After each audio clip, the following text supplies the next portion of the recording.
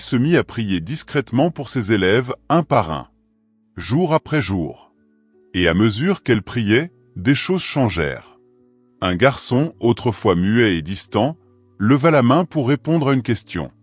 Une fille, en échec constant, rédigea une dissertation magnifique. Mais à chaque progrès, Denise semblait s'affaiblir. Moins arrogante, plus perdue. Et un jour, elle s'approcha de Madame Abi, les yeux rouges, et lui murmura « Vous croyez que vos prières vont me sauver? Il est trop tard pour moi. Trop tard. » Puis elle s'enfuit en courant. Cette nuit-là, Madame Abi fit un autre rêve. Elle se trouvait dans le bureau du principal. Il y avait une bibliothèque immense, mais derrière une étagère coulissante, un autel. Des symboles, des chaînes et un carnet. Elle s'en approcha et lut « Destinée capturée.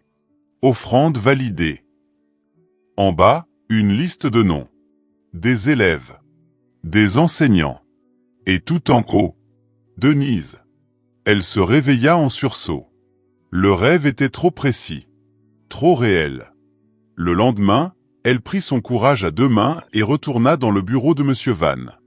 Elle feignit une question administrative, le distrayant.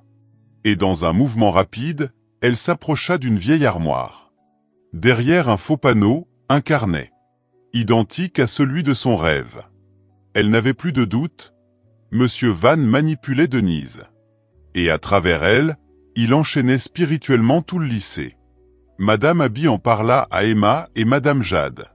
Elles décidèrent de lancer une grande veillée de prière dans une petite église discrète. Une vingtaine de croyants se rassemblèrent, unis par une seule cause, libérer les enfants et briser le règne occulte sur l'école. Pendant la prière, Denise arriva, titubante, comme possédée. « Arrêtez! Vous n'avez aucune idée de ce que vous faites. » Elle tomba à genoux, hurlant, tremblante. Et alors, elle parla. « C'est lui. C'est Monsieur Van. Il m'a trouvée quand j'étais seule, blessée. Il m'a dit que je pouvais devenir puissante, que personne ne me ferait plus de mal. » Les prières redoublèrent d'intensité. La pièce devint lourde, puis légère, comme si un fardeau invisible se brisait. Une lumière douce sembla émaner du cœur de Denise. Elle pleura. Vraiment. Pour la première fois.